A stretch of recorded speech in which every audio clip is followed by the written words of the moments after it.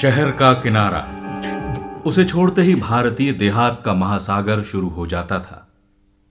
वहीं एक ट्रक खड़ा था जिसे देखते ही यकीन हो जाता था कि इसका जन्म केवल सड़कों के साथ बलात्कार करने के लिए ही हुआ है। जैसे कि सत्य के होते हैं, इस ट्रक के भी कई पहलू थे। पुलिस वाले उसे एक तरफ से देखकर कह सकते थे कि वो सड़क के बीच में खड़ा है। दूसरी तरफ से देखकर ड्राइवर कह सकता था कि वो तो सड़क के किनारे पर है। चालू फैशन के हिसाब से ड्राइवर ने ट्रक का दाहिना दरवाजा खोलकर किसी डैने की तरह फैला दिया था, जिससे ट्रक की खूबसूरती और बढ़ गई थी। साथ ही यह खतरा भी मिट गया था कि उसके वहां होते हुए कोई दूसरी सवारी भी सड़क के ऊपर से गुजर सकती है। सड़क के एक ओर पेट्रोल स्टेशन था, दूसरी ओर छप्परों, लकड़ी और टीन के सड़े टुकड़ों और स्थानीय क्षमता के अनुसार निकलने वाले कबाड़ की मदद से खड़ी की हुई कई दुकानें थीं। पहली निगाह में ही मालूम हो जाता था कि दुकानों की गिनती नहीं हो सकती। प्राय सभी में जनता का एक मनपसंद पेय मिलता था, जिसे वहां गर्द, चीकट, चाय की कई बार इस्तेमाल की हुई पत्ती और खौलते पानी वगैरह के सहारे बनाया जाता था। उनमें मिठाइयां भी थीं जो दिन रात आंधी पानी और मक्खी मच्छरों के हमलों का बड़ी बहादुरी से मुकाबला करती थीं। वो हमारे देसी कारीगरों के हस्तकौशल और उनकी वैज्ञानिक दक्षता का सबूत देती थीं। वो बताती थीं कि हमें एक अच्छा रेजर ब्लेड बनाने का नुस्खा भले ही न मालूम हो, मगर कूड़े को स्वादिष्ट खाद्य पदार्थों में बदल देने की तरकीब सारी दुनिया में अकेले हम ही को आती है। ट्रक के ड्राइवर और क्लीनर एक दुकान के सामने खड़े चाय पी रहे थे। रंगनाथ ने दूर से इस ट्रक को देखा और देखते ही उसके पैर तेजी से चलने लगे। आज रेलवे ने उसे धोखा दिया था।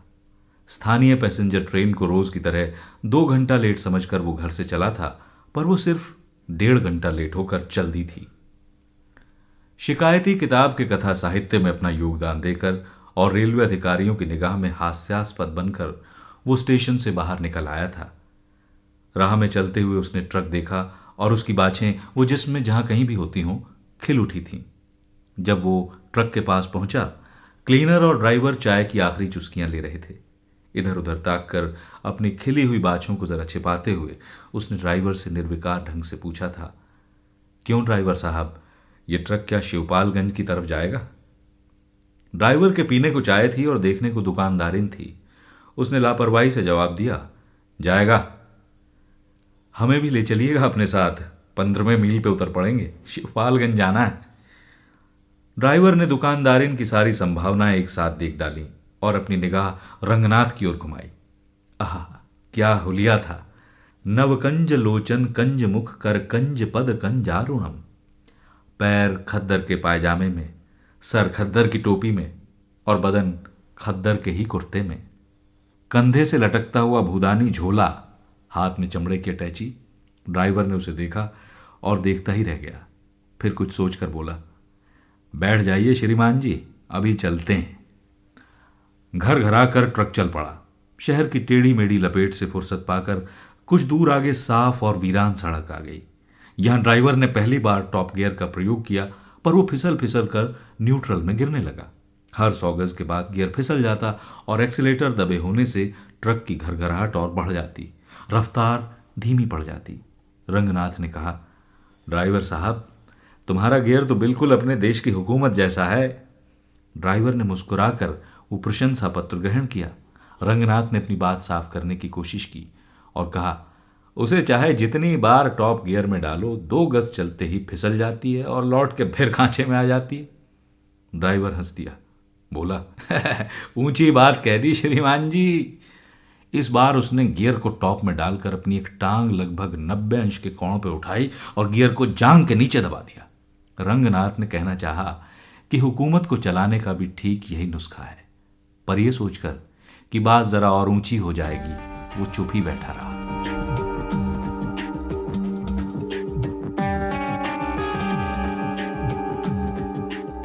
भीखम खेड़वी के नाम से ही प्रकट था कि वो शायर भी होंगे।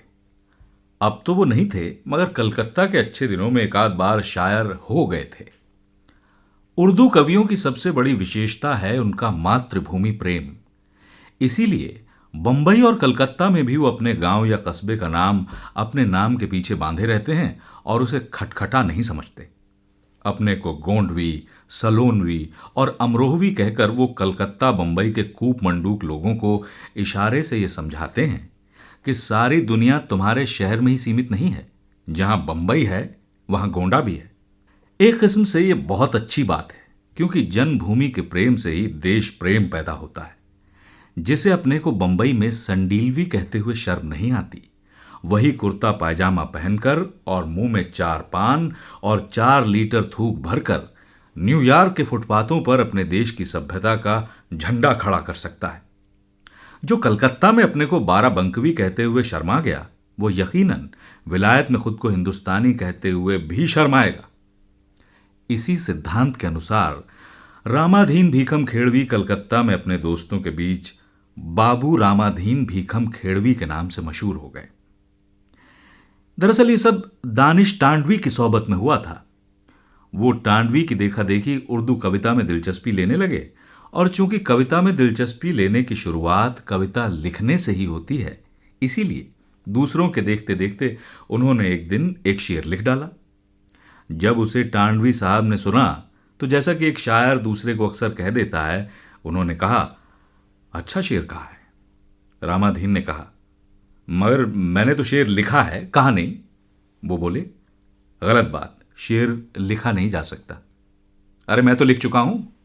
नहीं, तुमने शेर कहा है, शेर कहा जाता है, यही मुहावरा है। उन्होंने रामाधीन को शेर कहने की कुछ आवश्यक तरकीबें समझाई। उनमें एक ये थी कि शायरी मुहावरे के हिसाब से होती है, मुहावरा शायरी के हिसाब से नहीं होता। दूसरी बात शायर के उपनाम की थी। टांडवी साहब ने उन्हें समझाया कि भाई तुम अपना उपनाम ईमान शिवपाल गंजी रख लो। पर ईमान से तो उन्हें यह ऐतराज था कि उन्हें इसका मतलब नहीं मालूम था। शिवपाल गंजी इसलिए खारिज हुआ कि उनके असली गांव का नाम भीखम खेड़ा था, और उपनाम से ही उन्हें इसलिए ऐतराज हुआ कि अफीम के कारोबार में यूं भी उनके पहले ही कई उपनाम थे और उन्हें कोई नया उपनाम पालने का शौक न था। परिणाम यह रहा कि वो शायरी के क्षेत्र में बाबू रामाधीन भीखम खेड़वी ही बनकर रह गए। कलूटी लड़कियां हर शाम मुझको छेड़े जाती हैं, इस मिसरे से शुरू होने वाली एक कविता उन्होंने अफीम के डिबियों पर लिखी थी। पर शायरी की बात सिर्फ दानिश टांडवी की सोहबत तक ही रही। जेल जाने पर उनसे आशा की जाती थी कि दूसरे महान साहित्यिकों और कवियों की तरह अपने जेल जीवन के दिनों में वो अपनी कोई महान कलाकृति रचेंगे और बाद में एक लंबी सी भूमिका के साथ उसे जनता को पेश करेंगे। पर वो 2 साल जेल के खाने की शिकायत और कैदियों से हंसी मजाक करने, वार्डनों की गालियां सुनने और भविष्य के सपने देखने में ही बीत गए। शिवपालगंज में आकर गंजहा लोगों के सामने अपनी विशिष्टता दिखाने के लिए उन्होंने फिर से अपने नाम के साथ भीखम खेड़वी का खटखटा बांध लिया। बाद में जब बिना किसी कारण के सिर्फ गांव की या कहिए पूरे भारत की सभ्यता के असर से वो गुटबंदी के शिकार हो गए, तो उन्होंने एक आध शेर लिखकर यह भी साबित कर दिया कि भीखम खेड़वी सिर्फ भूगोल का ही नहीं, कविता का भी शब्द है। कुछ दिन हुए बद्री पहलवान ने शिवपालगंज से 10 मील आगे एक दूसरे गांव में आटा चक्की की एक मशीन लगाई थी। चक्की ठाठ से चलने निकली और वैद्य जी के विरोधियों ने यह कहना शुरू कर दिया कि उसका संबंध दरअसल कॉलेज के बजट से है। इसी जनभावना को रामाधीन ने अपनी इस अमर कविता द्वारा प्रकट किया था। क्या करिश्मा है रामाधीन भीखम खेड़वी, क्या करिश्मा है ऐ रामाधीन भीखम खेड़वी, खोलने कॉलेज चले और आटे की चक्की खुल गई। गांव के बाहर बद्री पहलवान का किसी ने रिक्शा रोका। कुछ अंधेरा हो गया था और रोकने वाले का चेहरा दूर से साफ नहीं दिखता था। बद्री पहलवान ने कहा, कौन है बे? अबे तबे ना करो पहलवान, मैं रामाधीन हूं, कहता हुआ एक आदमी रिक्शे के पास आके खड़ा हो गया। रिक्शे वाले ने एकदम से बीच सड़क पर रिक्शा रोक दिया। आदमी धोती कुर्ता पहने था, मगर धुंधलके में दूसरे आदमियों के मुकाबले उसे पहचानना हो तो धोती कुर्ते से नहीं, उसके घुटे हुए सर से ही पहचाना जाता। रिक्शे का हैंडल पकड़कर वो बोला, मेरे घर में डाका पड़ने जा रहा है, सुना? पहलवान ने रिक्शे वाले की पीठ में एक उंगली कोंच कर उसे आगे बढ़ने का इशारा किया और कहा, अबे तो अभी से क्यों टिलो टिलो लगाए हो हैं? जब डाका पड़ने लगे बुला लेना हमें। रिक्शे वाले ने पैडल पे जोर दिया, पर रामाधीन ने उसका हैंडल इस तरह से पकड़ रखा था कि उनके इस जोर ने उस जोर को काट दिया। रिक्शा अपनी जगह बना रहा। बद्री पहलवान भुनभुना गए, मैं सोच रहा था कौन ससुरी आफत आ गई जो सड़क पर रिक्शा पकड़कर रांड की तरह रोने लगे। रामाधीन बोले, रो नहीं रहे हैं, शिकायत कर रहे हैं। वैद्य जी के घर में तुम ही एक आदमी हो, बाकी तो सब पंसाखा हैं। इसीलिए तुमसे कह रहे हैं। एक चिट्ठी आई है जिसमें डकैतों ने मुझसे 5,000 रुपये मांगे हैं। कहा है अमावस की रात को दक्षिण वाले टीले पे दे जाओ। बद्री पहलवान ने अपनी जांघ पे हाथ मार के कहा, मन हो तो दे आओ, न मन हो तो एक कौड़ी भी देने की जरूरत नहीं। इससे ज्यादा क्या कहें। चल रिक्शा वाले। घर नजदीक है, बाहर पिसी हुई भंग तैयार होगी। पीकर नहा धोकर कमर पे बढ़िया लंगोट कसकर ऊपर से कुर्ता झाड़ कर बैठक में हुमस कर बैठा जाएगा। लोग पूछेंगे पहलवान क्या कराए, और वो आंखें बंद करके दूसरों के सवाल सुनेंगे और दूसरों को ही जवाब भी देने देंगे। जिस्म की ताकत और भंग के घुमाव में सारी दुनिया की आवाज़ें मच्छरों की भन्नाहट सी जान पड़ेंगी। ऐसे ही सपनों में डूबते उतराते बद्री को इस वक्त सड़क पर यूं रोका जाना बहुत खला। उन्होंने रिक्शे वाले को डपट कर दोबारा कहा, तुमसे कह रहा हूं चलो। मगर वो चलता कैसे। रामाधीन का हाथ अब भी आखिर रिक्शे के हैंडल पे था। उन्होंने कहा, रुपए की बात नहीं है, हमसे कोई क्या खा के रुपया लेगा। अरे हम तो तुमसे सिर्फ इतना कह रहे थे, रुप्पन को हटक दो। अपने को कुछ ज्यादा ही समझने लगे हैं। नीचे नीचे चलें आसमान की। बद्री पहलवान अपनी जांघों पर जोर लगाकर रिक्शे से आखिर उतर ही पड़े। रामाधीन को पकड़कर रिक्शा वाले से उसे कुछ दूर ले गए और बोले, क्यों अपनी जबान खराब कर रहे हो, क्या कर दिया रुप्पन ने। रामाधीन ने कहा, मेरे घर ये डाके वाली चिट्ठी रुप्पन ने भिजवाई है और मेरे पास सबूत है इसका। पहलवान भुनभुनाए, 2-4 दिन के लिए बाहर निकलना मुश्किल है। उधर मैं गया और इधर ये चौंचला खड़ा हो गया। फिर कुछ सोचकर बोले, तुम्हारे पास सबूत है तो फिर घबराने की क्या बात। रामाधीन को अभयदान देते हुए उन्होंने कहा, तो फिर तुम्हारे यहाँ डाका वाका ना पड़ेगा। जाओ चैन से सो जाओ। रुप्पन डाका नहीं डालते, लौंडे हैं, मस्करी करी होगी। रामाधीन कुछ तीखे हो गए। सो तो हम भी जानते हैं रुप्पन ने मस्खरी की है, पर यह मस्खरी भी कोई मस्खरी है। बद्री पहलवान ने सहमति जताई। कहा, ठीक कहते हो भैया, टुकाची ढंग की मस्खरी है। सड़क पर एक ट्रक तेजी से चला रहा था। उसकी रोशनी में आंखें झिलमिलाते हुए बद्री ने रिक्शा वाले से कहा, रिक्शा किनारे करो, सड़क बाप की नहीं है तुम्हारे। रामाधीन बद्री के स्वभाव को जानते थे। इस तरह की बात सुनकर बोले, नाराज होने की बात नहीं पहलवान, पर सोचो ये भी कोई बात हुई। वो रिक्शे की तरफ बढ़ाए और बैठते हुए बोले, अबे जब डाका नहीं पड़ना तो क्या बहस। चल बे रिक्शा वाले। चलते चलते उन्होंने ये भी कहा, रुप्पन को समझा देंगे हम, ये बात ठीक नहीं है। रामाधीन ने पीछे से आवाज ऊंची करके कहा, उसने मेरे यहां डाका पड़ने की चिट्ठी भेजी है, इस पर उसे सिर्फ समझाओगे। ये समझाने की नहीं, जुतियाने की बात है। रिक्शा चल दिया था। पहलवान ने बगैर सर घुमाए जवाब दिया, बहुत बुरा लगा हो तो हमारे यहां भी वैसी चिट्ठी भिजवा देना। हाँ।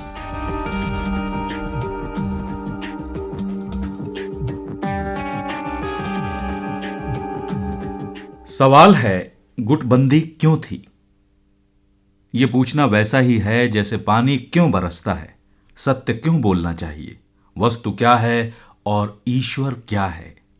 वास्तव में यह एक सामाजिक मनोवैज्ञानिक यानी लगभग दार्शनिक सा सवाल है, जिसका जवाब जानने के लिए दर्शन शास्त्र जानने की जरूरत है, और दर्शन शास्त्र जानने के लिए हिंदी का कवि या कहानीकार होने की जरूरत पड़ती है। हम सभी जानते हैं कि हमारे कवि और कहानीकार दरअसल दार्शनिक हैं, और कविता या कथा साहित्य तो वो सिर्फ यूं ही लिखा करते हैं। किसी भी सुबुकवादी उपन्यास में पढ़ा जा सकता है कि नायक ने नायिका के जलते हुए होठों पे अपने होठ रखे और फिर कहा, नहीं नहीं निशी, मैं उसे स्वीकार नहीं कर सकता, वो मेरा सत्य नहीं है, वो तुम्हारा अपना सत्य है निशी। और निशी का ब्लाउज जिस्म से चू कर फौरन जमीन पर गिर जाता है और वो अस्फुट स्वर में कहती है, निकू, क्या तुम्हारा सत्य मेरे सत्य से अलग है। और बस इसी को ठाए कहते हैं। इसी के साथ निशी और निक्कू फिलॉसफी की 1000 मीटर वाली दौड़ पर निकल पड़ते हैं। अब निशी की ब्रा भी जमीन पर गिर जाती है। निक्कू की टाई और कमीज हवा में उड़ने लगते हैं। गिरते पड़ते एक दूसरे पर लोटते पलोटते वो मैदान के दूसरे छोर पर लगे हुए फीते को सत्य समझकर किसी तरह यहां पहुंचते हैं, और तब पता चलता है वो सत्य नहीं है। फिर संयोग श्रृंगार, जलते हुए होंठ, फिलॉसफी की मार। थोड़ी देर में वो मैदान छोड़कर जंगल में आ जाया करते हैं और पत्थरों से छिलते हुए, कांटों से बिंधे नंगे बदन झांक झांक कर प्रत्येक झाड़ी में देखते हैं, और इस तरह नंगापन, सुबुक सुबुक, चूमा चाटी, व्याख्यान आदि के माहौल में उस खरगोश का पीछा करते रहते हैं जिसका कि नाम सत्य है। यह फिलॉसफी लगभग सभी महत्वपूर्ण काव्यों और कथाओं में होती है, और इसीलिए कोई ठीक नहीं कि इस उपन्यास के पाठक भी काफी देर से फिलॉसफी के एक लटके का इंतजार कर रहे हो और शायद सोच रहे हो, हिंदी का ये उपन्यासकार इतनी देर से और सब तो कह रहा है, फिलॉसफी क्यों नहीं कहता? क्या मामला है? ये फ्रॉड तो नहीं है? ये सही है कि सत्य, अस्तित्वादी शब्दों के आते ही हमारा कथाकार चिल्ला उठता है। वो कहता है, सुनो भाइयों, ये किस्सा कहानी रोककर मैं थोड़ी देर के लिए तुमको फिलॉसफी पढ़ाता हूं, ताकि तुम्हें यकीन हो जाए कि वास्तव में मैं फिलॉसफर था, मगर बचपन के कुसंग के कारण ये उपन्यास या कहें कि कविता लिख रहा हूं। इसलिए हे भाइयों, लो ये 16 पेजी फिलॉसफी का लटका, और अगर मेरी किताब पढ़ते पढ़ते तुम्हें भ्रम हो गया हो कि मुझे औरों जैसी फिलॉसफी नहीं आती, तो उस भ्रम को इसी भ्रम से काट डालो अभी। तात्पर्य यह है, क्योंकि फिलॉसफी बघारना प्रत्येक कवि और कथाकार के लिए अपने आप में एक वैल्यू है, क्योंकि मैं कथाकार हूं, क्योंकि सत्य, अस्तित्व आदि की तरह गुटबंदी जैसे एक महत्वपूर्ण शब्द का जिक्र यहां आ चुका है। इसलिए 16 पृष्ठ के लिए तो नहीं, मगर 1-2 पृष्ठ के लिए मैं अपनी कहानी रोककर पाठकों से कहना चाहता हूं कि सुनो सुनो है भाइयों, वास्तव में तो मैं एक फिलॉसफर हूं।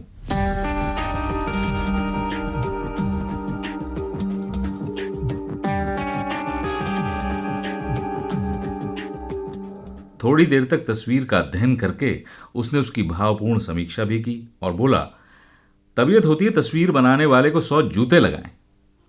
प्रिंसिपल साहब हंसे। उनकी हंसी बताती थी कि रंगनाथ बेवकूफ हैं।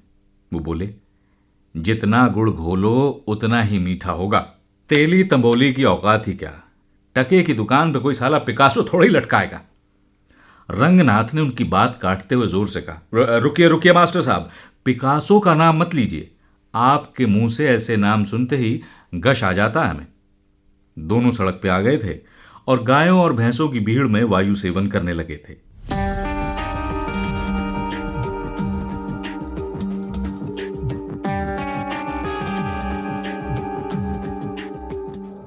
वैद्य जी का एक पेशा वैद्यक भी था।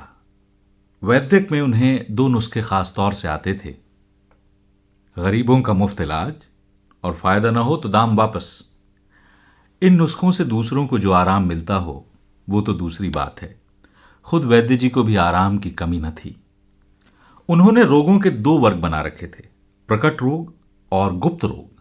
वो प्रकट रोगों की प्रकट रूप से और गुप्त रोगों की गुप्त रूप से चिकित्सा किया करते थे। रोगों के मामले में उनकी एक थ्योरी यह थी कि सभी रोग ब्रह्मचर्य के नाश से ही पैदा होते हैं। कॉलेज के लड़कों का तेजहीन मरियल चेहरा देखकर वो अक्सर इस थ्योरी की बात करने लगते थे। अगर कोई कह देता कि लड़कों की तंदुरुस्ती गरीबी और अच्छी खुराक न मिलने से बिगड़ी है, तो वो समझते कि वो घुमाकर ब्रह्मचर्य के महत्व को अस्वीकार कर रहा है, और चूंकि ब्रह्मचर्य को न मानने वाला बदचलन होता है, इसलिए गरीबी और खुराक की कमी की बात करने वाला भी बदचलन है। ब्रह्मचर्य के नाश का क्या नतीजा होता है, इस विषय पर वो बड़ा खौफनाक भाषण भी दिया करते थे। सुकरात ने शायद उन्हें या किसी दूसरे को बताया था कि जिंदगी में 3 बार के बाद चौथी बार ब्रह्मचर्य का नाश करना हो तो पहले अपनी कब्र खोद लेनी चाहिए। इस इंटरव्यू का हाल वो इतने सचित्र ढंग से पेश करते थे कि यूं लगता था कि ब्रह्मचर्य पर सुकरात उनके आज भी अवैतनिक सलाहकार हैं। वैद्य जी की राय में ब्रह्मचर्य न रखने से सबसे बड़ा हर्ज ये होता था कि आदमी बाद में चाहने पर भी ब्रह्मचर्य का नाश करने लायक नहीं रह जाता था। संक्षेप में उनकी राय यह थी कि ब्रह्मचर्य का नाश कर सकने के लिए ब्रह्मचर्य का नाश नहीं होने देना चाहिए। उनके इन्हीं भाषणों को सुनकर कॉलेज के 3/4 लड़के अपने जीवन से निराश हो चले थे, पर उन्होंने एक साथ आत्महत्या नहीं की थी, क्योंकि वैद्य जी के दवाखाने का एक विज्ञापन था, जीवन से निराश नवयुवकों के लिए आशा का संदेश। आशा किसी लड़की का नाम होता तब भी लड़के विज्ञापन पढ़कर इतने उत्साहित न होते, मगर लड़के जानते थे कि संदेश एक गोली की ओर से चला रहा है, जो देखने में बकरी की लेंडी जैसी है, पर पेट में जाते ही वो रगों में बिजली सी दौड़ाने लगती है। वैद्य जी ने एक दिन रंगनाथ को भी ब्रह्मचर्य के लाभ समझाए। उन्होंने एक अजीब सा शरीर विज्ञान बताया, जिसके हिसाब से कई मन खाने से कुछ छटाक रस बनता है, रस से रक्त, रक्त से कुछ और इस तरह आखिर में वीर्य की एक बूंद पैदा होती है। उन्होंने साबित किया कि वीर्य की एक बूंद बनाने में जितना खर्च होता है उतना एक एटम बम बनाने में भी नहीं होता। रंगनाथ को यूं जान पड़ा कि हिंदुस्तान के पास अगर कोई कीमती चीज है तो वीर्य ही है। वैद्य जी ने कहा, वीर्य के 1000 दुश्मन हैं और सभी उसे लूट लेने पर आमादा हैं। अगर कोई किसी तरकीब से अपना वीर्य बचा ले तो समझो पूरा चरित्र बचा ले गया। उनकी बातों से लगा कि पहले हिंदुस्तान में वीर्य रक्षा पर बड़ा जोर था, और एक ओर घी दूध की तो दूसरी तरफ वीर्य की नदियां बहा करती थीं। उन्होंने आखिर में एक श्लोक भी पढ़ा, जिसका मतलब था, वीर्य की एक बूंद गिरने से आदमी मर जाता है और एक बूंद बचा लेने से जिंदगी हासिल करता है। संस्कृत सुनते ही सनीचर ने हाथ जोड़कर कहा, जय भगवान की। उसने सर जमीन पे टेक दिया और श्रद्धा के आवेग में अपना पिछला हिस्सा छत की ओर उठा दिया। वैद्य जी और भी जोश में आ गए और रंगनाथ से बोले, ब्रह्मचर्य के तेज का क्या कहना? कुछ दिन बाद शीशे में अपना मुंह देखना, तब ज्ञात होगा तुम्हें। रंगनाथ सर हिलाकर अंदर जाने को उठ खड़ा हुआ। अपने मामा के स्वभाव को वो पहले से जानता था। रुप्पन बाबू दरवाजे के पास खड़े थे। उन पर वैद्य जी के भाषण का कोई असर न पड़ा। उन्होंने रंगनाथ से फुसफुसाते हुए कहा, मुंह पर तेज लाने के लिए आजकल ब्रह्मचर्य की क्या ज़रूरत है? अबे वो तो क्रीम पाउडर के इस्तेमाल से भी आ जाता है।